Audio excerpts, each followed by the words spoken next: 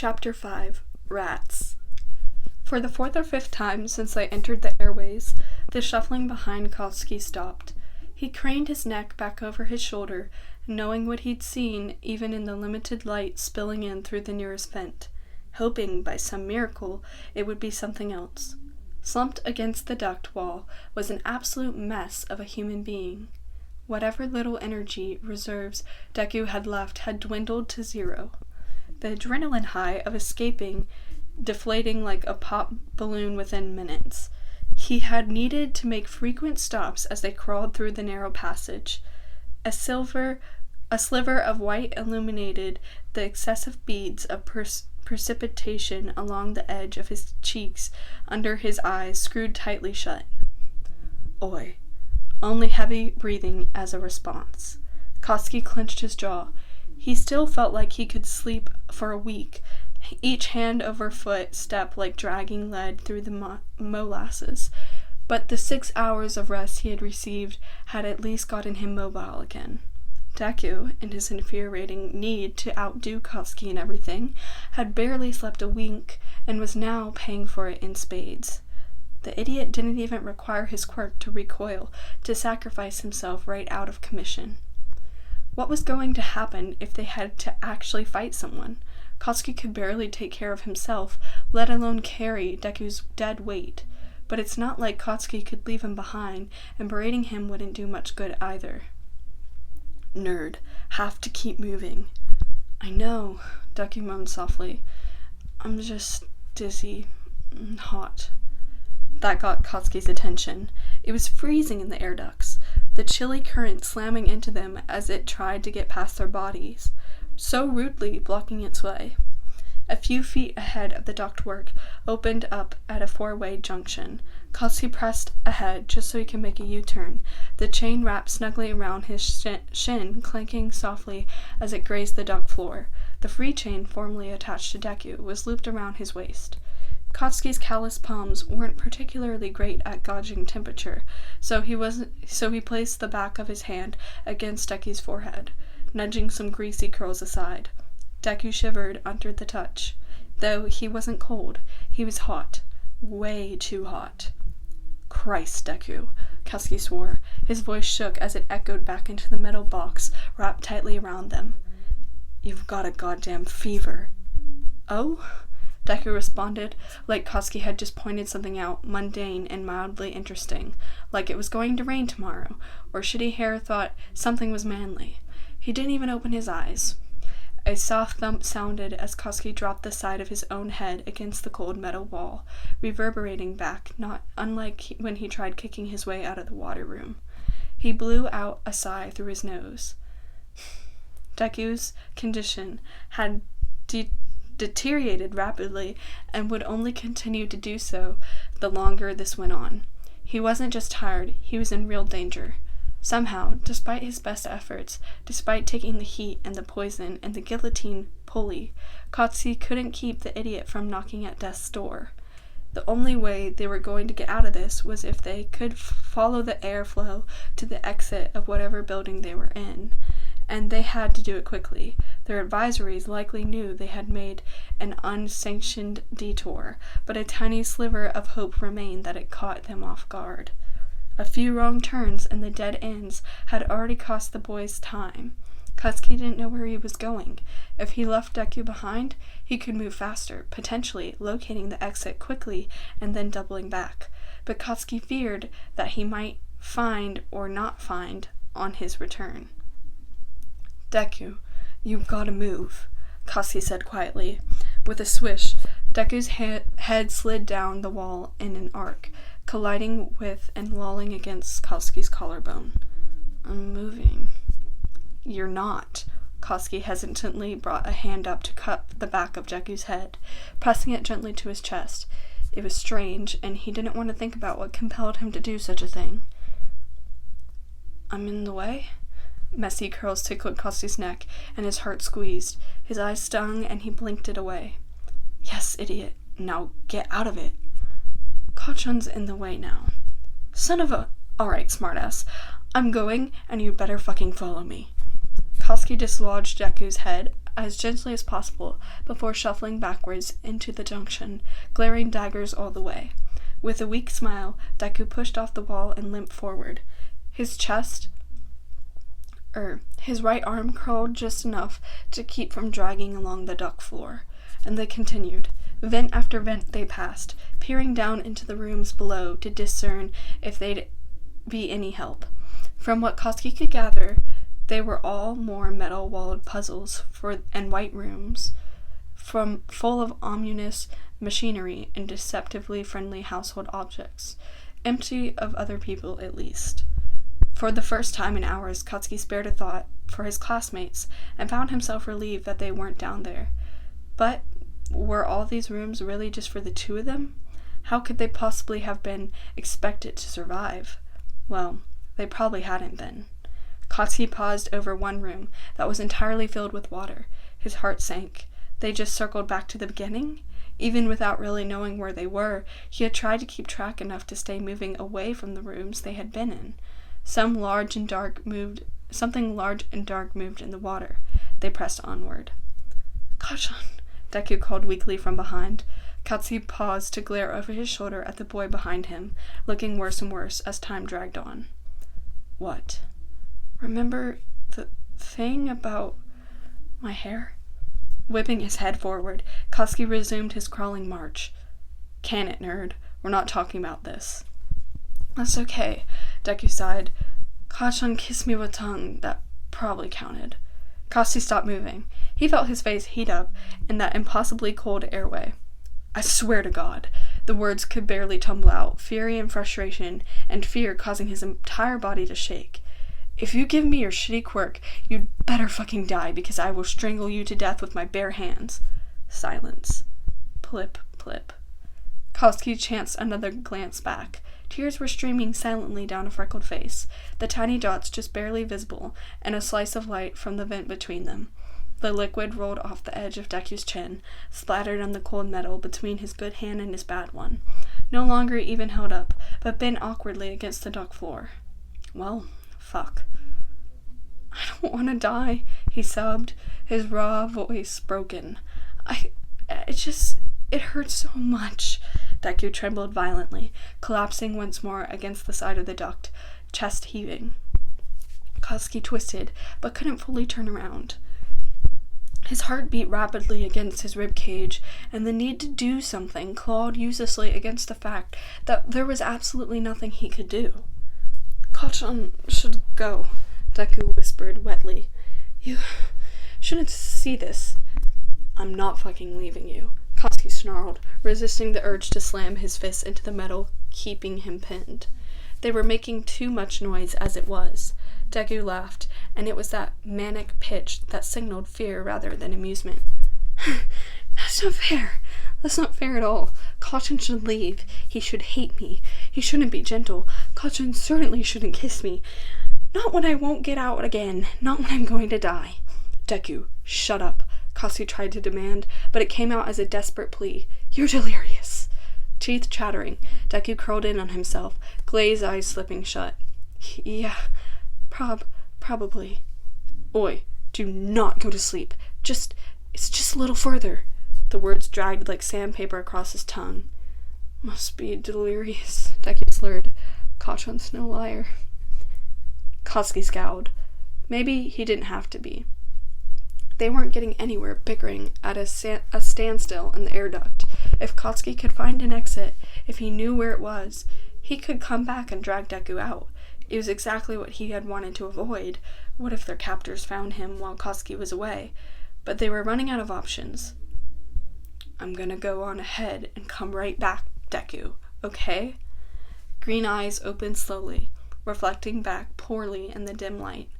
There were many things Koski had seen in those eyes over the years, but doubt was rarely one of them, especially not about Koski. "I'm serious, asshole. I'll be right back." Kachan's no liar. Quiet. The white noise of the airflow drowned everything out. Koski's shuffling, the iron scraping against steel, his labored breath, his thoughts. It was a left, a right, another right, and straight through before Koski found something. It wasn't the exit, but it wasn't a torture room either. Looking like some kind of control center with motion switches, buttons, and blinking lights, he figured it just might be their ticket out, or at least some way to call for help. The only problem was that it was a one-way ticket. If Katsuki left the air ducts, he wouldn't be able to get back up, and it was probably a big fucking trap. Why else would it be empty? But it was still the best shot he had. If there had been anything to attach the chains to, he could have fixed one as a backup plan. But unlike the perfectly shaped knobs and bolts in the guillotine room, there was nothing explicitly laid out for this time. No neat puzzle space to slot right into. So Katsuki moved on until he came to a junction that let him turn around, and he went back to Deku. Back across the control room, straight through, left, and right. Deku was right where he had left him, asleep. He's asleep, he's asleep, he's asleep. Katsuki shook him, gently at first, and then more forcefully when he didn't rouse. Finally, Deku groaned, eyes snapping open briefly before fluttering at a half-mast. "I'm really sick of swapping death scares, Deku," Katsuki said lightly, but his heart hung heavy. It was unlikely they'd manage another trade-off. "Sorry, Kachan," Deku sighed. It didn't actually seem like he had heard what Katsuki had said. "Come on, I found something." A left, a right, another right, and straight through. It felt like hours to retread. Katsuki hesitated over the vent. "Deku," he whispered, tight and strained, his blood pulsing in his ears. Katsuki had ridden high on anger and bravado for so long, but there in the quiet and cold and dark, with his oldest friend behind him, hanging on by a thread, he felt small and scared.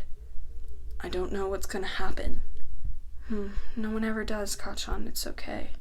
Heart in his throat, Katsuki pried the vent cover, newly bloody fingernails hardly even a concern. Unwrapping the loose chain from his waist, he handed it back to Deku. It was perfunctory. There was no way Deku would be able to pull Katsuki back up into the vents, but the gesture at least let them pretend.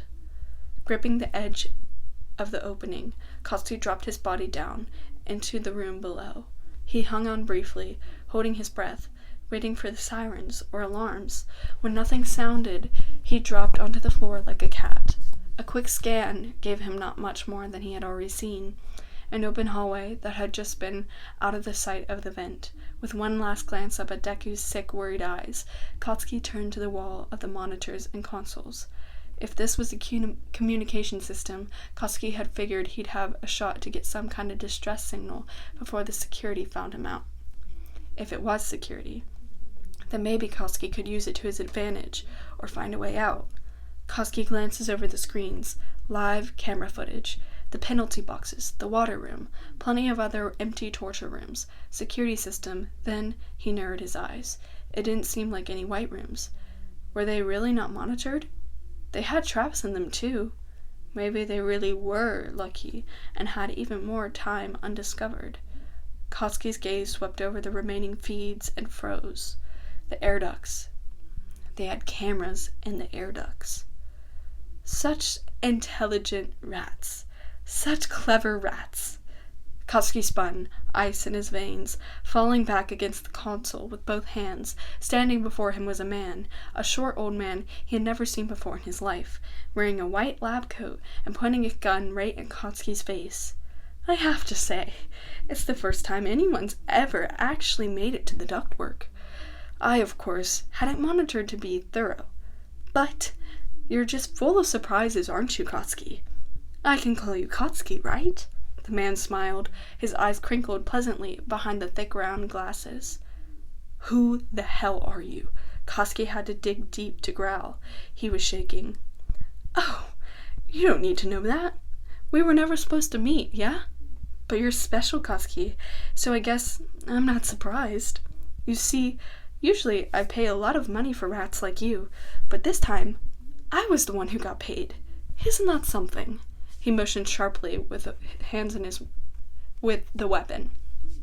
Hands where I can see them, if you please. Katsuki brought his hands off the console, snarling to cover the click they dragged in their wake. You too, little mouse, the man called cheerfully to the ceiling. I know you're up there, Izuku. Come on down and join us, won't you? Deku was just visible in the shadow of the air duct, left hand covering his mouth under wide and horrified eyes. "Don't," Katsuki barked. The man sighed. "Special rats are too much trouble." He raised the gun and fired. For an agonizing moment, everything slowed down. "Kachan!" Pain erupted across Katsuki's left bicep, and he looked dumbly down at the red lines that drew itself there, holding static for a moment before blooming open and pouring blood down his arm in a sheet. He staggered, clamping his right hand over it, the gunshot still ringing in his ears. The bullet had buried itself in the wall next to the monitors. Don't worry. It was just a graze," the man soothed nonchalantly. "But next time, it won't be, yeah? So, Izuku, if you please." "He can't. On his own," Katsuki grit out. "He's sick," he explained, as if that would make a difference to the monster that made him that way. The villain tutted at him, like he might admonish a child. "Oh, have more faith in your little mouse, Katsuki." "I'm coming down. Don't hurt him, please," Deku cried out, before abruptly swinging down into the room with one arm, his bad one pressed to his crotch to preserve what little modesty he had left. He hit the ground and collapsed in a heap, and Katsuki made to lunge for him, but the man stopped him with the gun in his face. "See? He's perfectly capable." Keeping the gun trained on Katsuki, the man dipped down and grabbed Deku by the arm, wrenching him upright. Grabbed him by the right arm. Blood and pus oozed out from between the latex-clad fingers that dug into the filthy makeshift bandage. Deku's eyes rolled back in his head, and his mouth fell open in a silent scream. "Stop it! What the fuck are you doing?" Katsuki's heart beat wildly in his chest, barely containing within the bones encircling it. He never felt so helpless in his life. "Do you know what you do when rats climb out of the maze, Katsuki?" Katsuki could only glower at the demon before him, seething. The man smiled. "You build higher walls." Out of the frying pan and into the fire. At least, that's what it ostensibly looked like. But Katsuki couldn't shake the feeling that, despite being marched at gunpoint down the corridor by an insane villain, he had a better chance than if the bastard had remained hidden.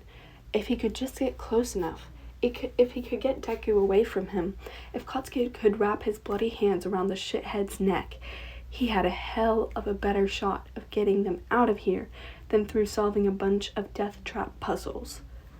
"Eyes forward, if you please."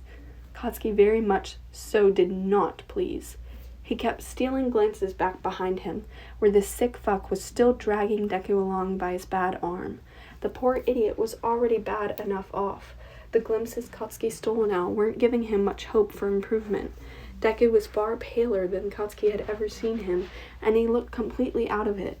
The crying had stopped, along with all other sounds of signs of life, and his dull eyes just stared straight at the floor as he stumbled along.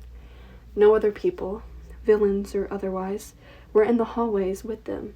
They passed closed doors, open rooms, broom closets, even something that looked like a cafeteria. Empty. No one to help them.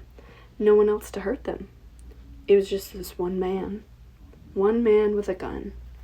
Quick reflexes were a matter of pride for Katsuki, but he didn't have them now, slow and dulled by exhaustion and pain. They had utterly failed him when the bullet grazed his arm.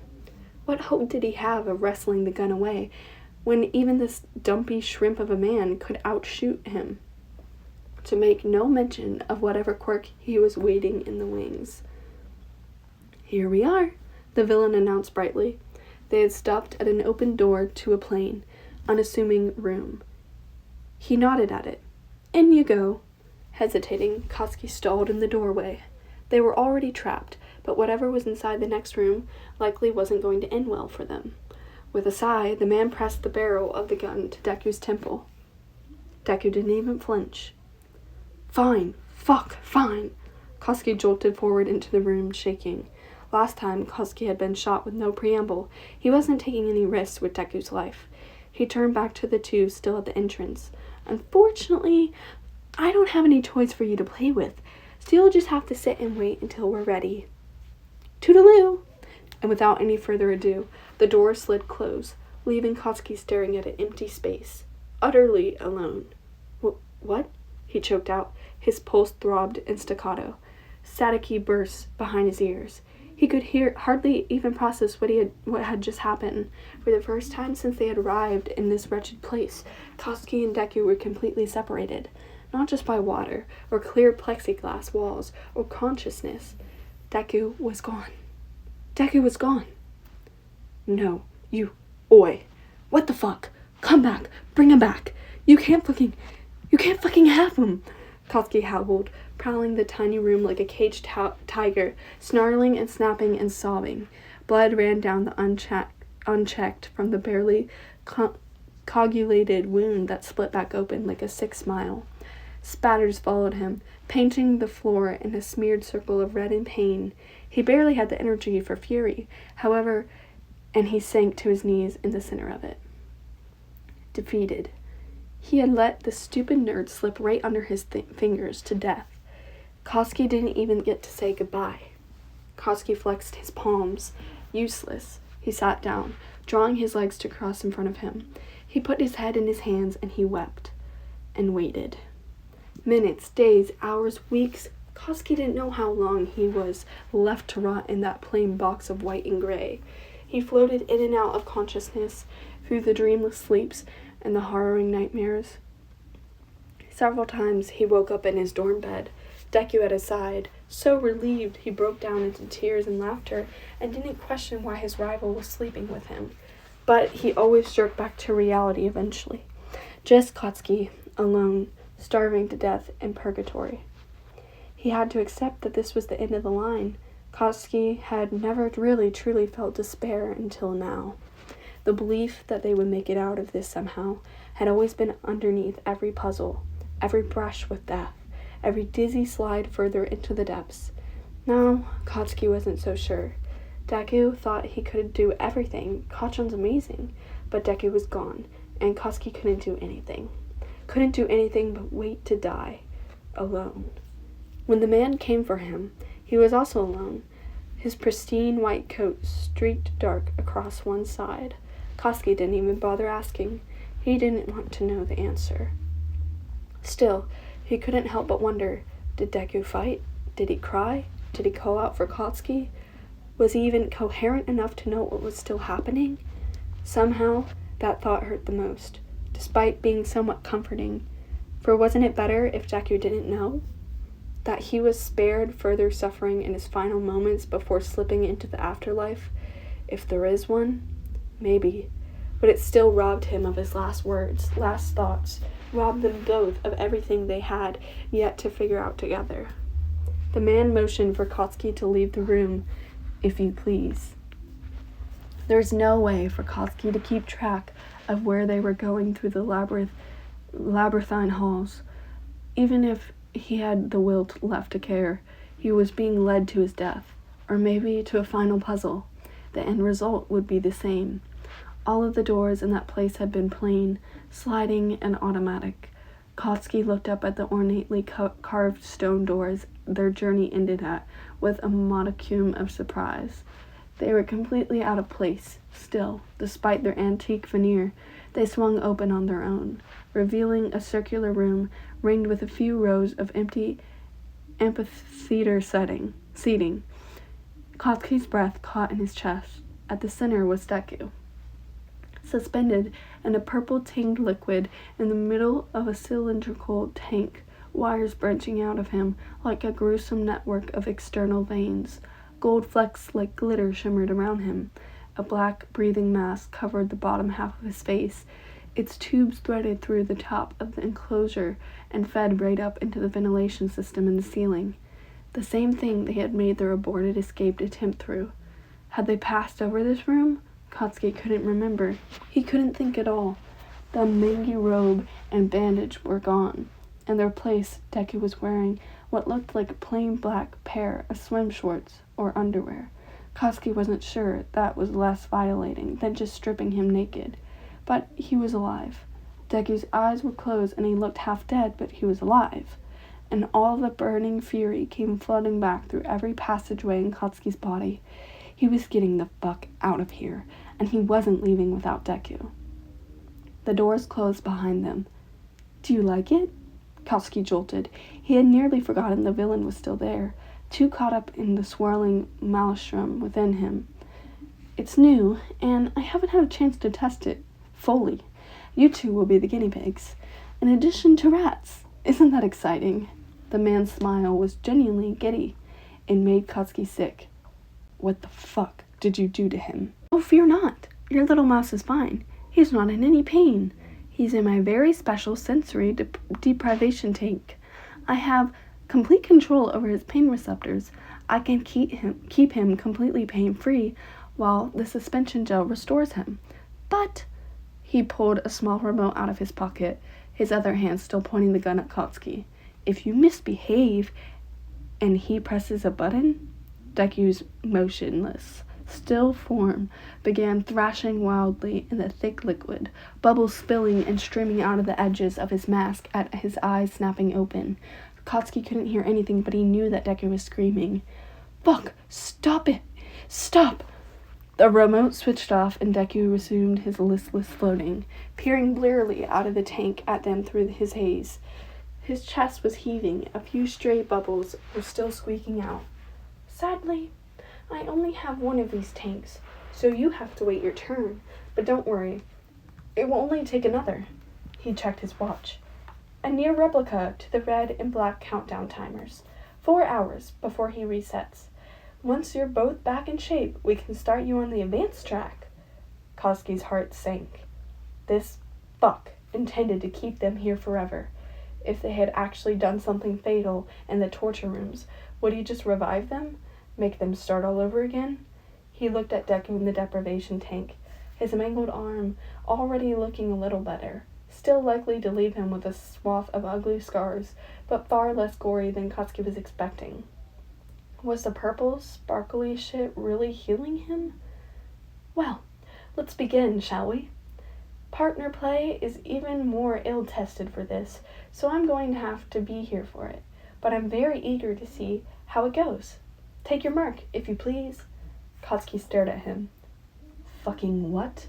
The man didn't even bother to sigh this time, as he raised both of the menacing items in his hands. Katsuki threw his own hands up, barking, I'll do it! I'm gonna do it! Fucking wait!" Before either could be used. "Just explain it first." "Your mark, on the floor." He pointed with the remote to a set of footprints painted next to the tank. "Begin the program, and no funny business, if you please. There won't be any sneaking off into the ductwork this time. Do you know how long it will take to reset the oil cauldrons in the room you so rudely skipped?" "The what?" Katsuki numbly moved over to the tank, and the footprints lit up green. He raised his eyes to meet Deku's for the first time. They were barely open, squinting through the gel like it hurt, which it probably did.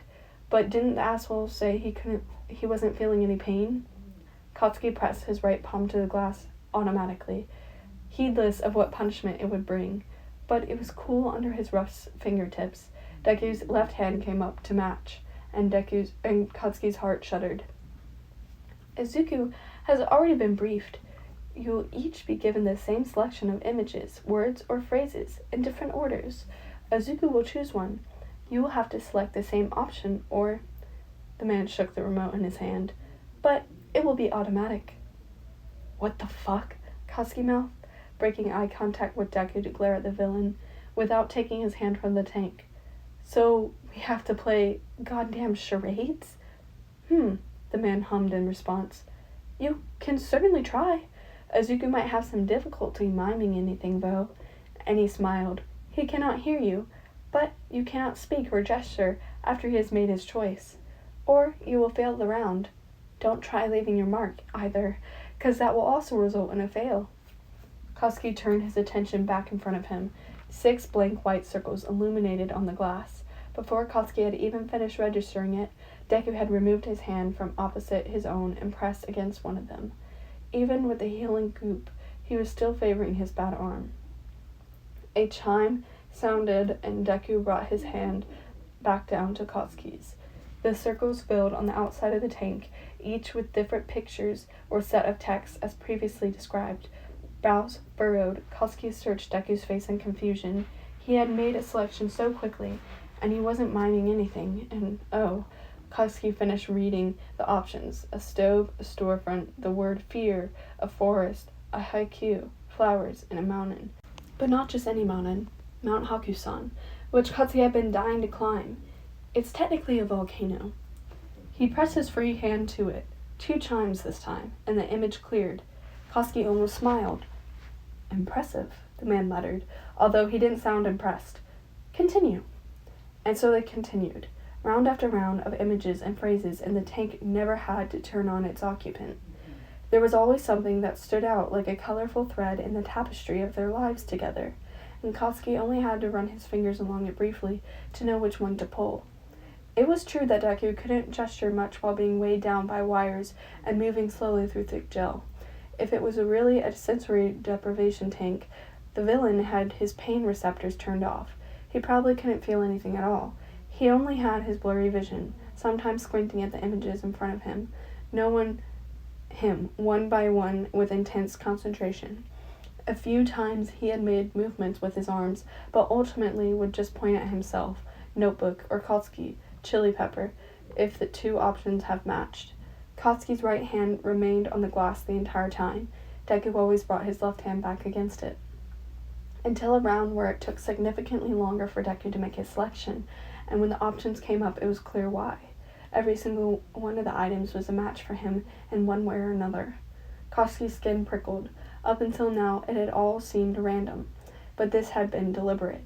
He chanced a glance at the captor, who stared back with some calculating look, and he had put on when the trial started. It didn't look like he was doing anything, but Koski didn't know what else the remote controlled, or if this guy had a tech quirk. He seemed the type. Koski went over the options: red sneakers, curly hair, the word nerd, the color green, katsudon, or the word quirkless.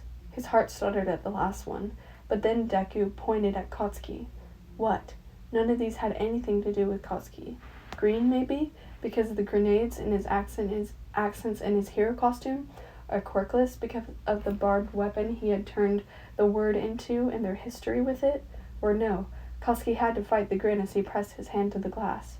You son of a bitch, he chuckled as his face split away. Deku couldn't hear him, but he still had said, 'Cause I say it, or because you're calling me a nerd? The past chime sounded as Deku's eyes crinkled, right before they rolled back into his skull, and he started screaming. What the fuck? Koski's head whipped over to where the villainous proctor was holding his thumb down on the remote. His face mask was an ugly, unbrindled anger. You're cheating, he hissed. It's statistically impossible for you to get every single one right. He isn't even miming anything. Deku continued to thrash, and Koski felt it like it was hitting his heart directly. Even doing the task correctly was getting them punished. You said it needed testing. It's not his fault. Turn it off. The program doesn't need to be tested. The rats need to be tested, the villain hollered, and pointed the gun right at Koski. I should have known something was off about you two. Why would I get paid to take you two when I'm getting 2 free test subjects? No, you're not special rats at all. You're outliers, and outliers need to be removed from the results. Koski stopped breathing, his fingertips curling pointlessly against the glass, unbearably hot under his palm. Wait, no, in his palms. Deku was already getting penalized, so Koski paid no mind to the red light under his feet as he left the mark, sailing directly towards the man that held their lives at his latex-tipped claws. The air around him lit up with bullets. Koski paid no mind either. He caught either one in his hand and exploded it. He collided with the man in a tangle of limbs and blood and gunpowder, punching and biting and wrestling and sparking everything he could to get his hands on. They slammed into the ground, hard, rolling, and when they stopped moving, the man's lab coat was singed in a dozen places, and Koski had a gun pressed to his forehead, but he also had his explosive hand wrapped around his arm holding the weapon, and he detonated it without hesitation. A blood-curdling scream filled the room, and the caustic smell of burnt flesh assaulted his airways. Sorry about the arm, Koski spit through clenched teeth. Scrabbling for the remote through the blood and gore coating his fingers, Koski finally stopped the tank from frying Deku. Now he just had to get him out of it, and then Katsuki rolled on his side and looked down at himself, at the handful of dark red circles blooming on his filthy white pants and bare skin. Oh, he fell back flat on his back. His vision started to swim. That probably wasn't good, right? To his left, the man stirred, pawing for the displaced gun with his uninjured arm. A tinkling noise to his right brought Katsuki's head rolling back the other way, and hundreds of fractures spiderwebbed across the surface of the tank, barely masking the glowing green demon behind it. The liquid churned as the lightning whipped through it, glittering purple and liquid oozing out of the cracks in greater and greater volume, until the entire contraption shattered in a deafening, cacophonous roar. Deku spilled out with a wave of goo, the mask ripping from his face, and the wires and diodes violently popping out of his skin as they snagged on the mechanical wreckage left in his wake. He hit the ground with a thud and a squeak. Gasping, he tried to push himself upright, but only slipped and slid in the gel, his limbs quaking like a newborn giraffe. Green flashes danced across his skin as he rocketed forward anyway, his features grotesquely pulled into a terrifying snarl of rage and fury. Just as Katsuki heard the gun scrape on the floor behind him, a force like a bright train sailed overhead, and Katsuki had followed its path above him as it smashed home, sending both Deku and the villain spinning across the room. Katsuki pushed through the pain and dizziness, struggling to his feet to follow. Blood continued to seep out from him like an open tap, but it was all or nothing now. The man was on his back with Deku above him, absolutely wailing on him with his left fist, holding off the hand with the gun in his right. Hoarse cries that might have been attempts at words spilled from him in a torrent of anguish. Katsuki stumbled over to them, reaching them just as the man surged upright, the gun level with Deku's throat, and his face fell level with Katsuki's open palm. It was over an instant. The man's body slumped to the floor as Katsuki hauled Deku off of him and into his arms. They collapsed together, landing gracelessly on the floor and rolling away from the grisly scene. Their heartbeats slammed in sync as they settled side by side in the purple goo still spreading out all around them. Katsuki let his head fall to the floor and his eyes slipped shut. Tears welled behind his eyelids, choking his throat, threatening to erupt like they had never before.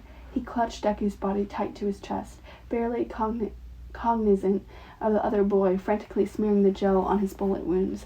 Katsuki just killed a man. He killed him. He was a murderer. He killed someone. And he knew he'd made the same choice 1,000 times over. Deku pushed out of his sorry excuse up for an embrace, moving to work on Katsuki's legs. He was crying, trembling, and his mouth was moving like he was muttering, but no sound came out. Katsuki suddenly realized how badly he wanted to hear that nickname from those lips. Deku, he breathed. He held out his arms like a child asking for a toy. Come back. Face crumpling, Deku shook his head, sending teardrops flying as he stubbornly continued his miscontractions. The gel tingled on Katsuki's skin, and it really did feel better. The gold flecks in Deku's hair shimmered under the fluorescent lights. It made him look kind of like some fairy creature.